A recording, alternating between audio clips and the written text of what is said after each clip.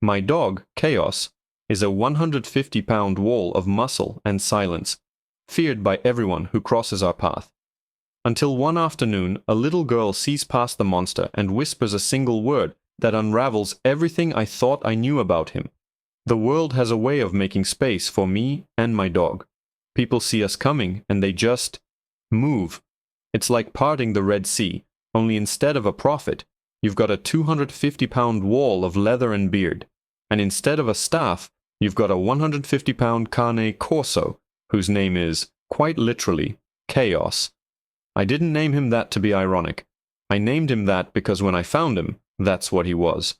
A whirlwind of fear and teeth, abandoned in a junkyard and ready to take on the world. I guess we saw a bit of ourselves in each other. Chaos is not a friendly dog. He's not mean, not really, but he has zero interest in making friends. He doesn't bark at strangers. He doesn't wag his tail for kids. He just watches. His eyes are dark, almost black, and they miss nothing.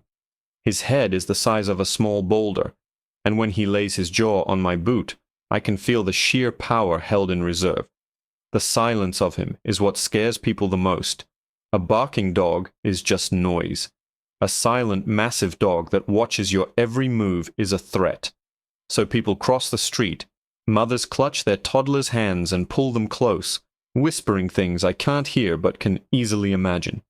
Teenagers trying to act tough see us and suddenly find their bravado has evaporated. I'm used to it. In a way, I prefer it. The quiet, the space, the unspoken understanding that you leave us alone and we'll leave you alone. Our routine is simple. Every sunny afternoon, I take him to the park. Not the dog park. God, no. Just the regular city park. We don't play fetch. We don't run around. We walk the perimeter once, then we find our bench, the one under the big oak tree, set a little away from the playground, and we sit. I'll drink a lukewarm coffee from my thermos, and he'll lie at my feet, a silent, dark statue, his head resting on his paws, but his eyes always open, scanning. We're a fixture, a weird, intimidating piece of the landscape that everyone has learned to navigate around. We are the park's black hole, and all the light and laughter bends around us, careful not to get sucked in. Today was no different. The sun was out, the playground was a symphony of shrieking children, and the air smelled like freshly cut grass and impending rain. Chaos was sprawled out, his massive ribcage rising and falling in a slow, steady rhythm. I was halfway through my coffee, just watching the world go by, when I saw her. A little girl, couldn't have been more than 5 or 6, with 2 pigtails that bounced as she ran. She was wearing a bright yellow dress, a splash of pure sunshine against the green of the grass. She was chasing a butterfly, her laughter like tiny bells. Her mother was a few yards behind, talking on her phone, occasionally looking up to smile. Then the butterfly fluttered in our direction. My direction. The girl, in her single-minded pursuit, didn't even see us at first. She was just a blur of yellow and joy. Her mother, however, did. I saw the exact moment she registered us. Her smile vanished. Her body went rigid. The phone was forgotten. She hissed her daughter's name. "Lily, come back here, sweetie. Now!" But Lily didn't hear her. The butterfly, in a final act of betrayal, landed on the grass not 5 feet from Chaos's massive head. The little girl skidded to a stop, her eyes wide with wonder. Then her gaze lifted. She saw Chaos. And then she saw me. The entire park seemed to hold its breath. I felt a dozen pairs of eyes lock onto our bench. This was the moment. The moment the parent would scoop up the child, shoot me a terrified, hateful glare, and hurry away. It had happened 100 times. But this time was different. The girl, Lily, didn't scream. She didn't run. She just stood there, her head cocked to the side. Her mother was now jogging toward her, her voice strained with panic. "Lily, I said get away from there. Come to Mommy." I slowly put my coffee down. I didn't move a muscle, didn't want to spook the kid or the dog. Chaos hadn't moved either, but I could feel a low vibration through the soles of my boots. He wasn't growling, not yet, but he was, aware. The air around him felt electric. The girl took one tentative step forward, then another. She was now close enough that I could see the little cartoon bees on her sneakers. "Lily, I am not kidding," her mother shrieked, breaking into a full run. But she was too far away. The girl was already there. She stopped right in front of Chaos, so close her little yellow dress was almost brushing his nose. My heart hammered against my ribs. My hand twitched, ready to grab his collar, to haul back 150 pounds of angry muscle if I had to. The whole world shrank to this one little girl, and my very large, very unpredictable dog. She didn't try to pet him. She just knelt down, putting herself right at eye level with him. And in the dead silence of that frozen moment, as her mother gasped and the entire playground watched in horror, she reached out her tiny hand, not for his head, but for the side of his big, scarred face. And she whispered a single sentence, a sentence that hit me harder than any fist ever could. "You look so lonely," she whispered, her voice barely a puff of air. The words hung in the space between them, more shocking than a gunshot. Lonely.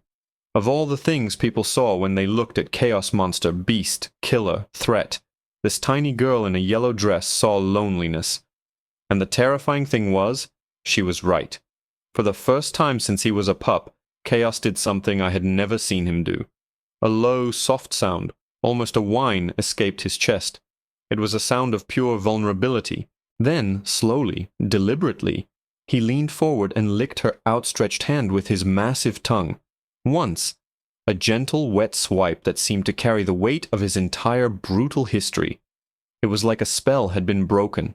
The girl, Lily, giggled, a sound of pure, undiluted delight. "He likes me," she squealed. At the same time, her mother finally reached her, grabbing her by the arm and yanking her back with a terrified sob. "Lily, oh my God, get away from it." She scooped her daughter into her arms, clutching her as if she just pulled her from a burning building. Lily started to cry, not from fear, but from the shock of being snatched away. "But Mommy, he's my friend." The mother spun on me, her face pale with a mixture of terror and rage. "What is wrong with you?" she screamed, her voice cracking. "Letting that thing near my daughter? Are you insane?"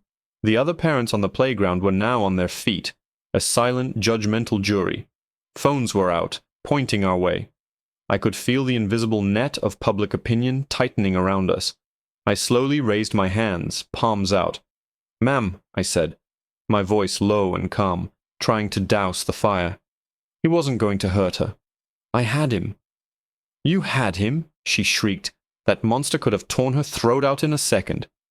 She clutched Lily tighter, who was now sobbing into her shoulder, her little face turned toward us. Chaos hadn't moved.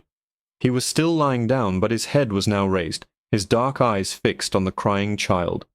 That soft, vulnerable look was gone, replaced by a deep, rumbling watchfulness that I knew all too well.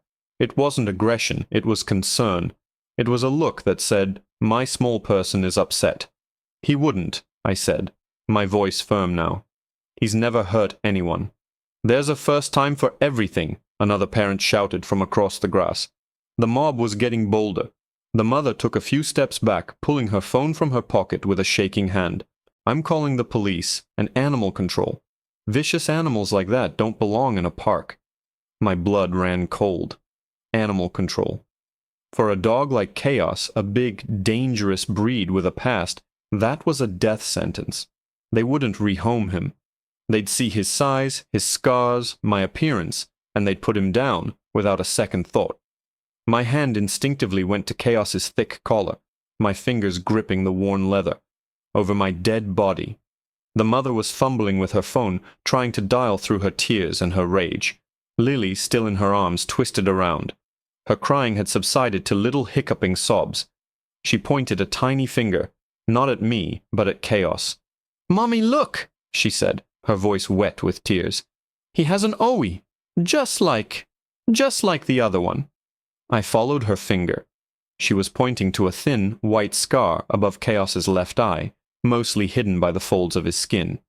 It was a scar he'd gotten in the junkyard, a place of nightmares I had pulled him out of. A place he never should have been. My breath caught in my throat. The other one? What other one?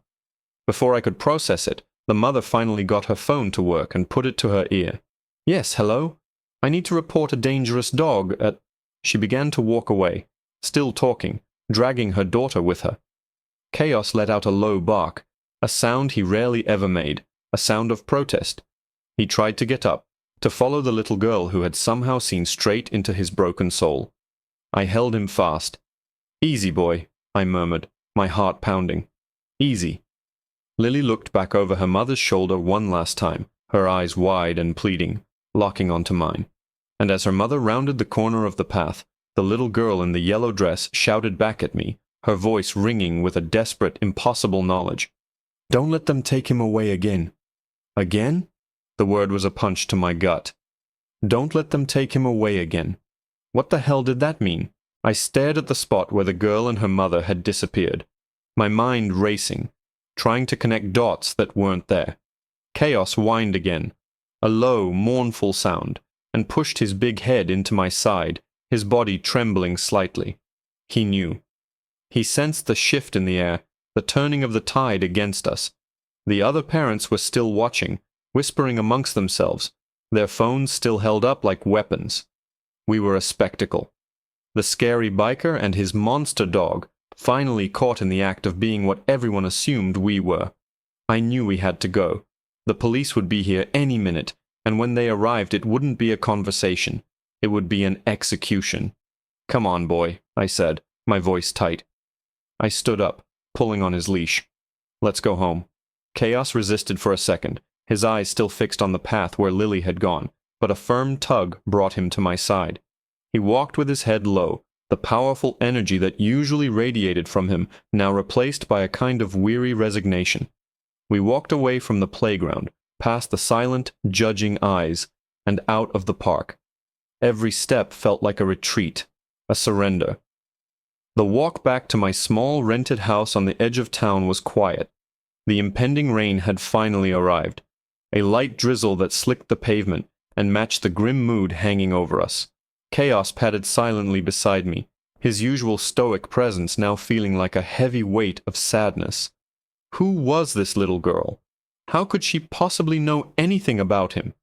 I'd found him half-starved and scarred in a junkyard 3 states away, a survivor of a brutal dogfighting ring that had been busted years ago. He was just a puppy then, but the scars, both physical and emotional, were already deep. There were no records, no microchip, no history. His past was a black hole I'd deliberately chosen not to fall into. I'd given him a new name, a new life. But maybe you can't outrun the past. Maybe it just waits for a little girl in a yellow dress to come and whisper its name. Back at the house, Chaos didn't go to his usual spot on the cool concrete of the garage. Instead, he followed me into the small living room and collapsed onto the worn rug by the armchair, laying his head on his paws with a deep sigh that seemed to shake the whole house. He just lay there, watching me with those dark, expressive eyes. The loneliness Lily had seen in him was now a palpable thing, a gray cloud filling the room. He wasn't just my dog. He was my only real connection in a world that had long since written me off. And the thought of losing him, it was a physical pain, a cold dread that settled deep in my bones. I spent the next hour pacing, looking out the window, expecting to see the flashing lights of a police car or an animal control van with every passing vehicle. Nothing. The quiet was almost worse than the confrontation. I replayed the scene over and over. The mother's terror, the crowd's judgment, Lily's strange words. "He has an OE, just like the other one." What other one? And how could she know they'd taken him away before? It made no sense. As darkness fell, a new kind of anxiety began to set in. It wasn't just about animal control anymore. It was about the girl. Something was wrong. Her words weren't just the random babbling of a child. There was a story there, a story that was somehow tangled up with my dog's past. I found myself thinking about her mother's panic. It was more than just fear of a big dog. It was a deeper, more personal terror, as if she wasn't just seeing a potential threat, but a ghost. Driven by an impulse I didn't fully understand, I grabbed my keys. "Stay, Chaos," I said. He lifted his head, a question in his eyes, but he obeyed. I needed to go back. Not to the park, but to the neighborhood around it. It was a long shot, a crazy idea, but I had to find them. I had to know. I got on my bike, the familiar roar of the engine a small comfort in the growing storm inside me. I rode slowly through the residential streets bordering the park, the rain plastering my hair to my forehead. I didn't know what I was looking for. A yellow dress hanging on a clothesline, a familiar car. It was hopeless. After almost an hour, I was about to give up when I saw it. Tucked away on a quiet side street, parked in the driveway of a small, neat-looking house, was a blue minivan. And on the back window, right next to a stick figure family, was a bumper sticker. It was a picture of a brindle-coated dog, powerfully built, with cropped ears. A cane corso. Underneath the picture were two words that made my blood freeze in my veins. We remember Zeus. I killed the engine, the sudden silence deafening. Zeus. The name hit me like a physical blow. When I'd found Chaos, he had a filthy frayed collar embedded in his neck. On the rusted metal tag, a single name had been barely legible through the grime and scratches. Zeus. I'd discarded it immediately, wanting to sever every tie to whatever hell he had come from. I had renamed him Chaos to reflect the storm I'd found him in, never once thinking his old name, his real name, held a story. It wasn't just any Cane Corso on that bumper sticker. It was him. My mind was reeling, connecting the pieces with a terrifying speed. He has an OE, just like the other one. She wasn't talking about another dog. She was talking about herself. Don't let them take him away again. They hadn't taken him from me. They had taken him from her. This was his family. This was his home. I sat there on my bike in the rain for what felt like an eternity, the water dripping off my beard, a war raging inside me. Part of me wanted to just ride away, pretend I'd seen nothing. He was my dog now, my only friend. Losing him would break me, but another deeper part of me knew I couldn't. I thought of his sadness, the profound loneliness Lily had seen in him. I thought of the way he'd licked her hand, a flicker of a memory of kindness in a life of cruelty. He hadn't just been a fighting dog, he had been a pet, he had been loved, and he had been stolen. Taking a deep breath that felt like I was inhaling glass, I swung my leg off the bike and walked up the driveway. The lights were on inside. I could hear the faint sound of a television.